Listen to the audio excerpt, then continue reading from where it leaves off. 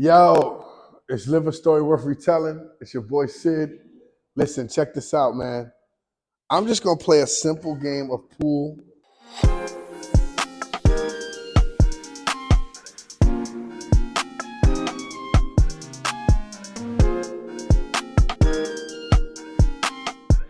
And I'm gonna talk about my godmother who really shaped the way my empathy, just the way I treat people. You feel me? Like I think in 1 Peter chapter 4, he gives us a whole dissertation about how to like love each other, how to hold each other down, how to be there for each other. And I want to say my godmother gave me that ability to perhaps love thy neighbor the way I'm supposed to love thy neighbor, right? And now I'm not saying love thy neighbor. I'm not saying love thy neighbor is not a process. I'm not saying community is not a process, but that's just something I just wanted to do today. So I wanted to talk to y'all about my titi Carmen, who's from Brooklyn. That was a whack shot. Y'all saw how whack that was? Let me go ahead and do that shot over. So yeah, let me tell you how I met my godmother, who I call Grandma and Titi.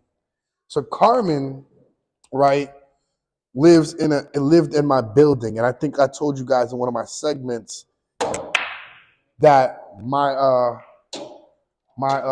look at that! Y'all saw that shot? That's crazy. So I remember one of my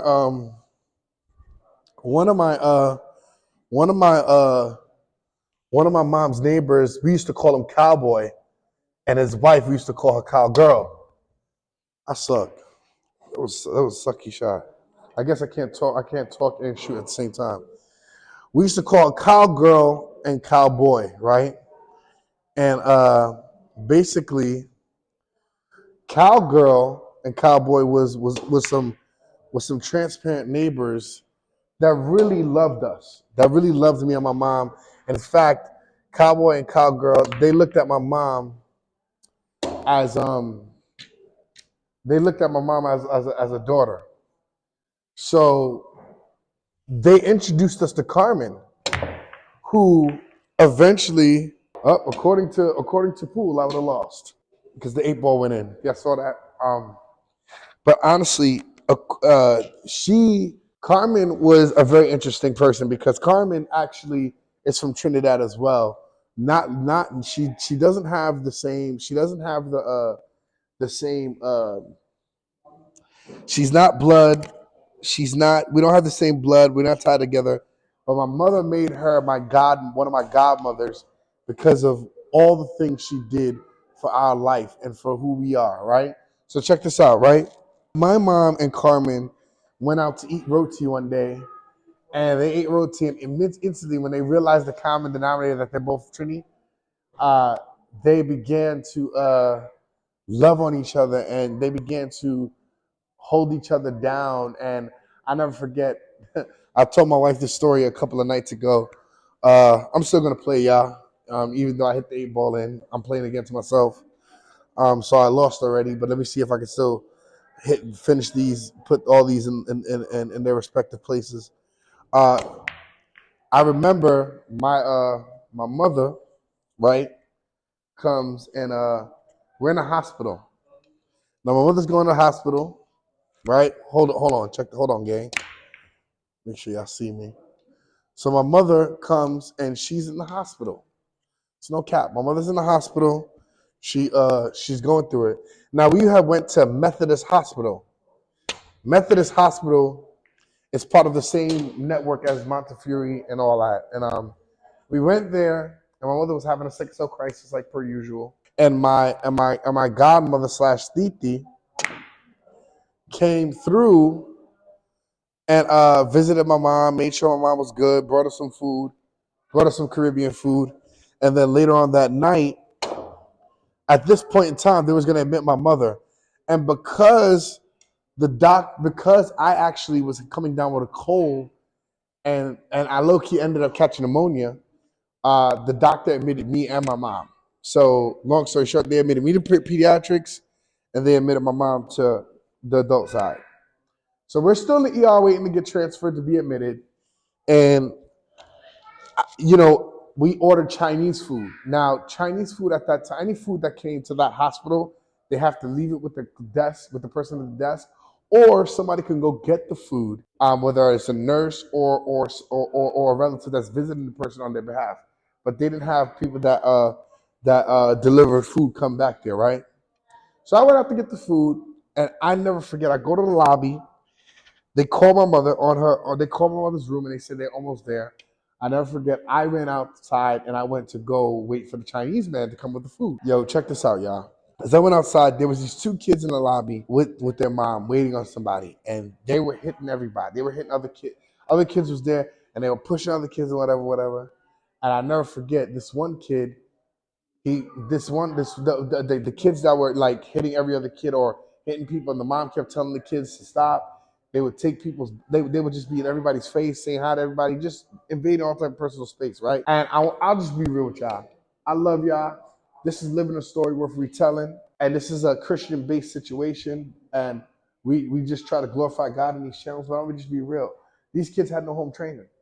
They just didn't have no home training, gang. I'm gonna just keep it 100 with y'all. So the kids were coming to me, and it's crazy because I didn't have the best upbringing either. And it's not because my mother was incompetent, but it's just because my mother was sick. But, long story short, the kids didn't have no home training. So the kid comes to me, and he's getting ready to hit me, right? First he says hi to me, and I don't say nothing to him. And he's like, and I mean, I think we're both 8. And he's like, yo, you don't hear me talking to you? What up? And I'm looking at him. He said, yeah, I said, what up? So he went and grabbed a magazine that was in the waiting area, and he boiled it up like a newspaper. Like he boiled it up. I don't know if you ever. He boiled it up in the format of.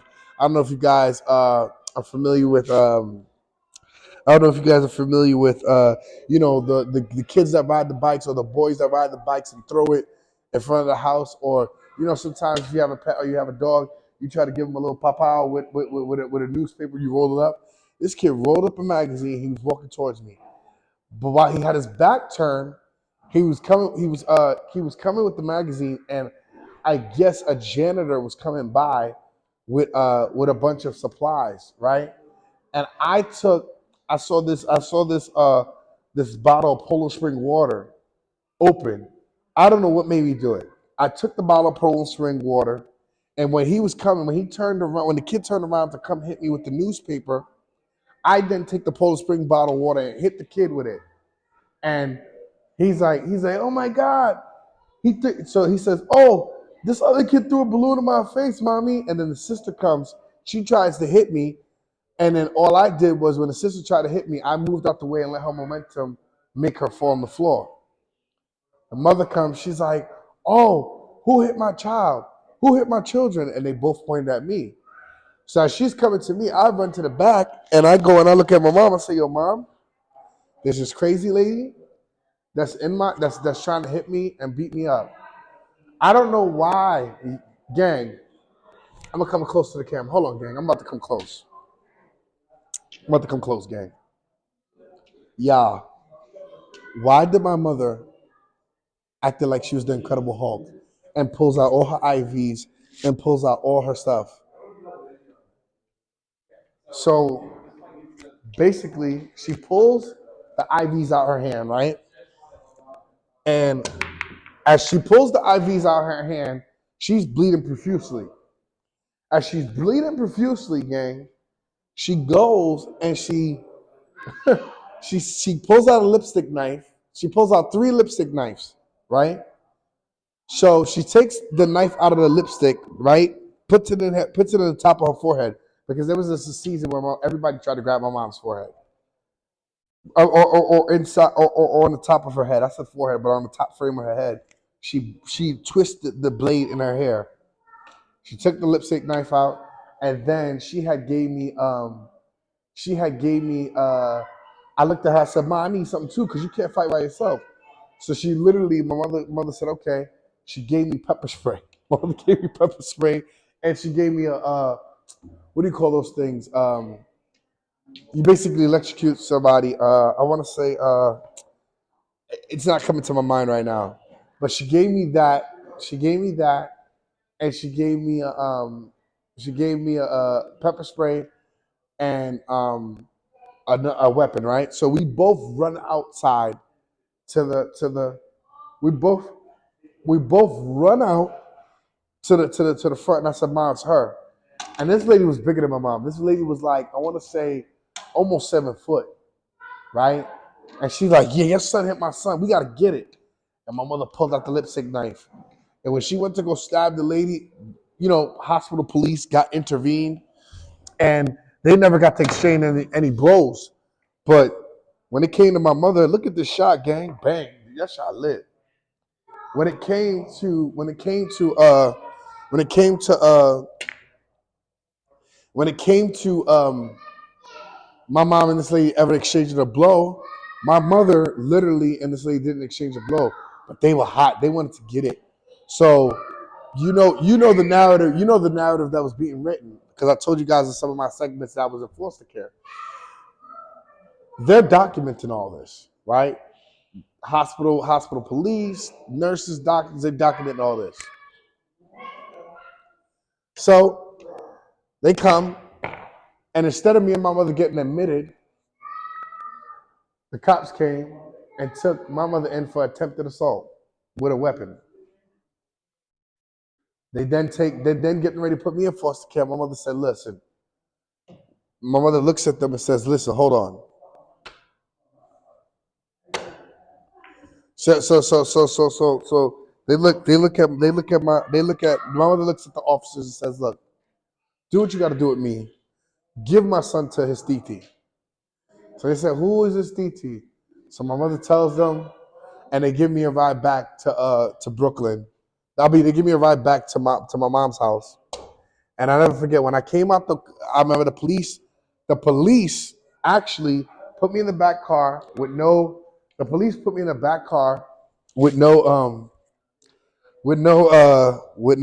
on. They both got in the car and they was driving, right? And I never forget, when they started to drive off, I literally jumped out the car.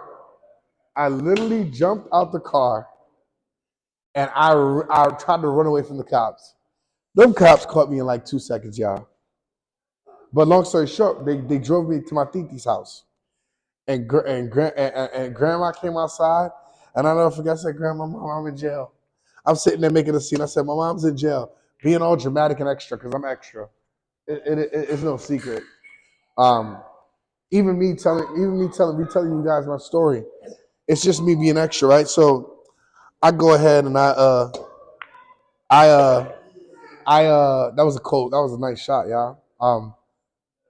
But I go and I'm telling the whole block, my mom's in jail, Mind you, my mom was never put in no jail. My mom was put in a holding cell because the lady felt bad. I guess somebody talked to the lady that we was going to attack at the hospital, and she felt bad, and she went to the police precinct and dropped the charges. So that never even followed my mom anywhere, but it affected me. It affected me hard body, because I was traumatized off that. But long story short, I bring up that story all to say, I bring up that whole long, dragged out story to tell you guys that's what made my mom make my titi, one of my godmothers. And the rest is history. Grandma became, oh, look at that, gang. I shot the wrong ball.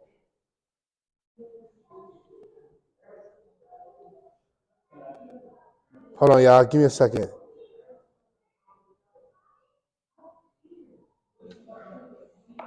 All right, so look, y'all. Right, we here. My mother realized that my titi was a real one, Carmen was a real one, and we became family ever since. Right before I got married, I took my wife down to Brooklyn, gave her a tour of my old neighborhood, let her meet all my hitters, let her see my grandma, let her see all my childhood friends that are actually locked up. She just saw pictures, and she got to see the culture I came from. And my mom, and my grandma told Wilda all about my mother. And I know after that meeting and after that interaction and in that encounter, I know my wife felt more secure and more validated, and not as bad or feel as bad that she didn't get to meet my mom. You feel me? Because a lot of my family is gone. You feel me? A lot of my family is either died from sickle cell or has been killed in some crime, some gang crime stuff. And I'm able to sit here and tell you guys my story in this authentic way. So check it out. Check it out, right? I go here. I'm in this situation. My grandma, my Titi slash AKA Carmen becomes my grandma. Now, when I introduced her to my wife, my wife got to see her and whatever. But my Titi taught me how to have empathy. She taught me how to care. She taught me how to not be selfish. She taught me how to not make it all about me. Even though it's hard for me not to do that, and I'll be transparent. Some of the trauma and some of the things I've went through, it's very hard not to make it all about me. Not because I'm selfish or I'm self-centered or I want all the limelight in any capacity, but because I've been through some traumatic stuff, and I can be transparent. I got my leg broken in foster care. I tried to kill a dude every so often. The dude that hurt my mother that time, he actually got murdered back in his home country. So I know he's not around. I'm never gonna run into him again, but I see him from time to time. A dude I tried to shoot. My father was never around. Me and my father recently got into some back and forth, right? That I'm gonna talk about in another segment. Nothing bad, I got nothing but love for my father, but we're not the same. We're two different people, but we're also the same, right? So, but when it comes to my grandma, she taught me how to treat a woman. She taught me. I never forget my first crush. My titi actually wrote my letter. I didn't write my letter. She wrote it for me, and she read it to me and told me what it said. And I was like, yeah, I need to send that to her. And this is gonna be funny, y'all. Don't call me ghetto, but this is just how it was. My first crush name was Shaniqua, and my grandmother slash godmother slash titi used to look at me and be like, "Are you gonna talk to her? Or are you gonna keep looking at her?" And I never forget. I'm like, "But what if she don't like me? You know what I'm saying? What if she don't rock with my drip?" Now on my Instagram, I recently posted a picture remembering my mother. You know what I mean? Because March 7th is her anniversary every year. And honestly, this year I just was too overwhelmed to actually post on exactly March 7th. But I ended up posting 2 days later. And I never forget my mom. I never forget. I posted a picture of me and my mom, and it was an outfit I was wearing. I was wearing Fat Farm, and I never forget. I was like, Auntie, I was like, Titi, what if she don't like how my? Because we didn't used to call it drip back in the '90s. We used to call it style. Like, what if she don't like my style? Like, what you mean? And I never forget. She gave me the letter. I gave it to her. That Fat Farm outfit I had on. Fat Farm shorts, Fat Farm shirt I had on. I never forget. I pulled up on her. And I was like, hey, Shaniqua, like I wanted to give you this. And I gave Shaniqua the letter. And Shaniqua gave me this big hug. And she actually asked me, right? I guess it was like we went to the school called PS262.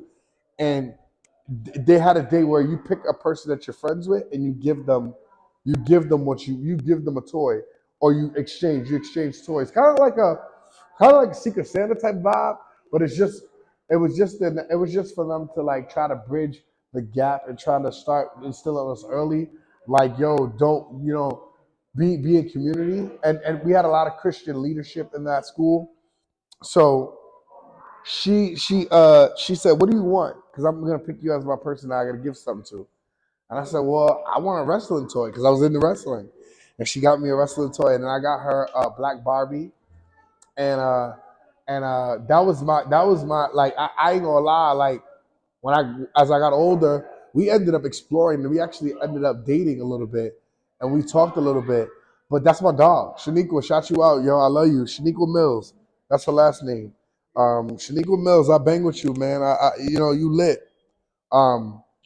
You gonna laugh at me mentioning you in this video, But my titi helped me write my first love letter, right? One of my first love letters. Her and my mother like tag team, right? So I gave her my love letter, all that. Um, so that's I bring up my titi all to say my titi recently died from COVID in 2020, and it broke my heart because there were so many dynamics why I couldn't even go to her funeral. I was going through my own health issues, uh, and I had my own situations going on, and it was just so crazy because um, she passed away at a time where like I was going through one of the worst like respiratory slash throat infection, and it was just crazy. So it is what it is, man. But I want to take this time to recognize my titi because my titi believed in the Lord. She loved God, and her term whenever I used to approach titi, she used to be like, Sydney, how are you treating God these days? That was her thing. How are you treating God these days? I'm probably doing a horrible accent, right? And I used to always tell her, like, I'm treating the Lord well. I love him. He's faithful. And my grandmother used to be like, she was like, well, you need to treat him. You need to treat him well because he's consistent and he consistently loves you. And that was her thing. How are you treating God? So I want you guys to understand and remember, like, when I tell you certain parts of my life, or it sounds like I'm rambling, I'm really letting you know, one, how consistent God was, two, how much he loves you, and three, when you're not traditionally, like I didn't traditionally have family that could just raise me. I didn't traditionally have a village. I actually got passed around from village to village in the constructs of I didn't have a consistent covering. And the fact that God put me in a position to meet such strategic people that left an imprint on my heart, Titi, I'll never forget you. I love you for the rest of my life. And I can't wait to see you in heaven. I know you made it in. Shout out to my big sis Lisa. Shout out to Sonia. Shout out to Cindy. Um, these are all my sisters in the Lord because of Carmen being my godmother slash titi slash grandma. Um, I love her so much. I want you guys to take this and understand that God, these last bit of segments are me highlighting people who took the time and invested in me beyond money, beyond a dollar. My titi spent thousands of dollars on my life. She poured thousands of dollars on my life. But whether I paid her back or not, she loved me. That's it. And she taught me what it meant. Because my mother's favorite passage actually, my mother's favorite my mother's two books she loved to read was First Peter and Second Peter. And for me, I love the fact that my mother honestly took the time to try to teach me the Bible and did a really good job of doing it. Right? She did a really good job of doing it, and my brother really showed me some things that I needed to see. So I appreciate my mother. I appreciate my mother forever for that. I appreciate my mother forever for that. So that's just my take on that, right? My mother told me one of the reasons why she made Carmen my godmother slash grandmother is because she she was a direct sign from God that God will always send people to help you. That day when my mother got locked up in that holding cell and ACS was about to take me from my mother, Carmen called the precinct and said, bring him to the house and I'll take him from there.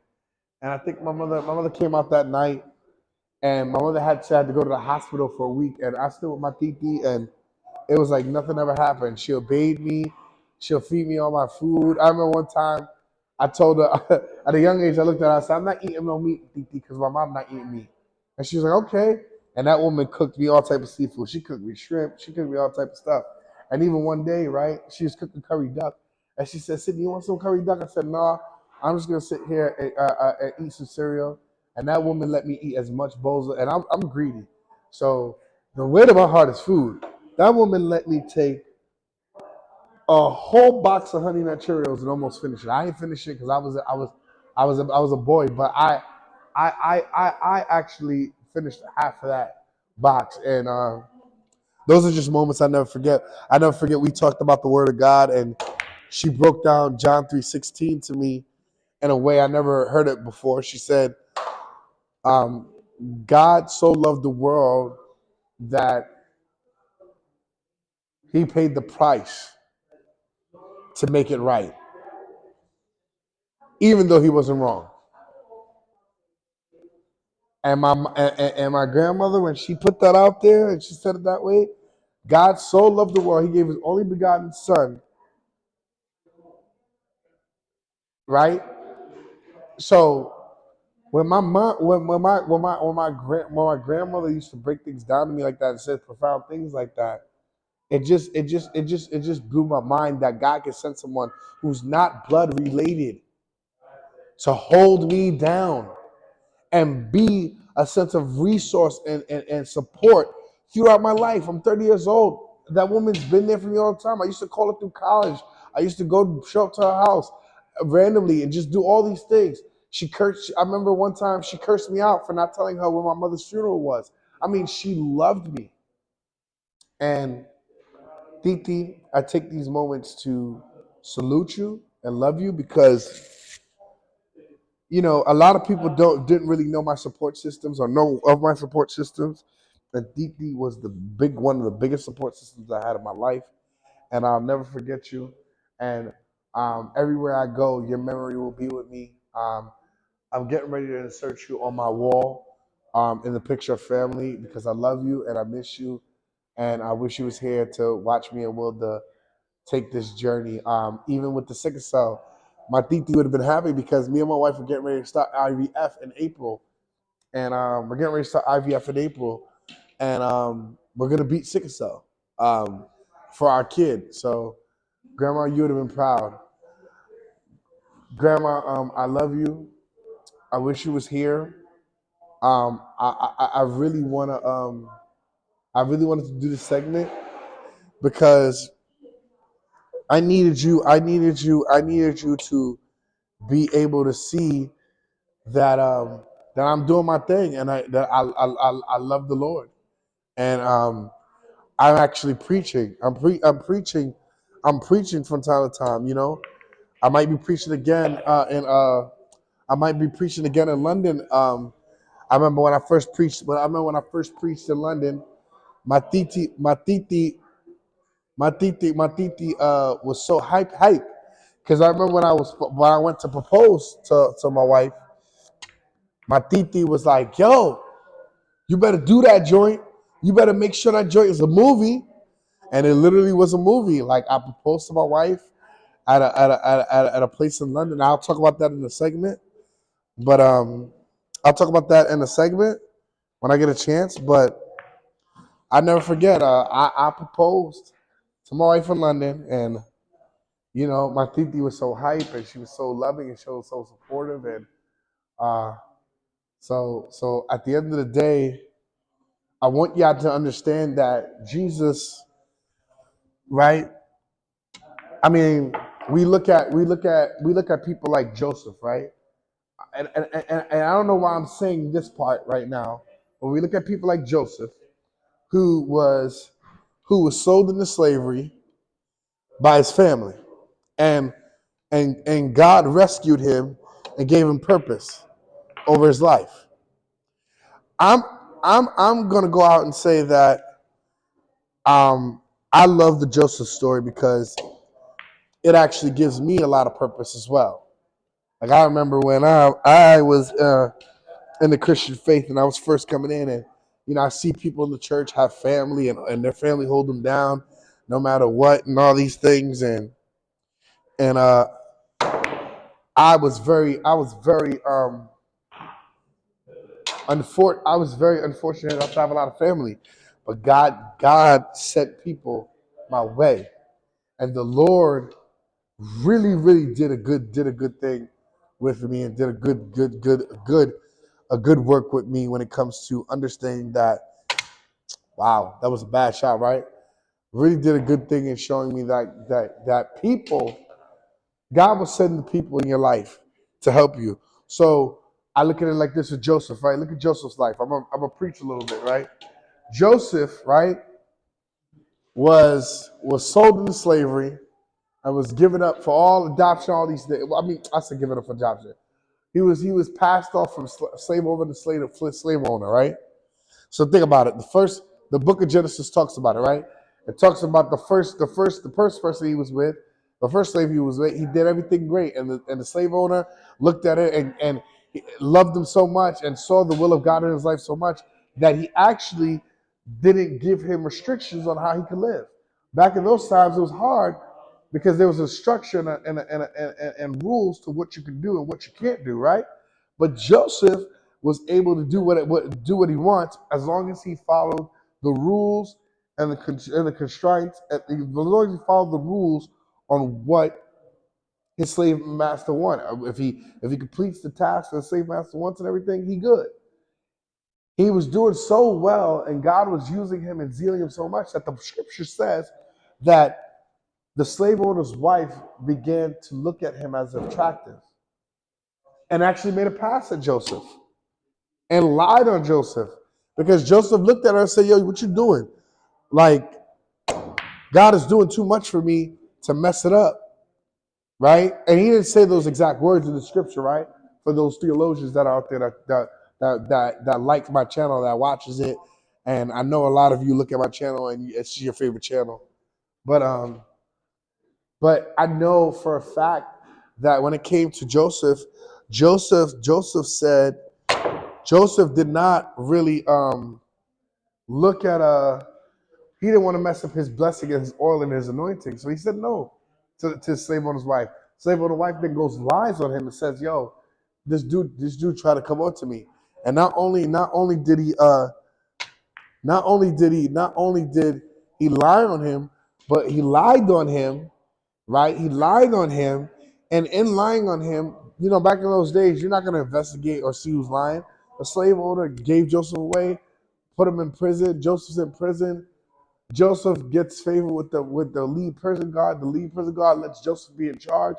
Joseph starts talking over people.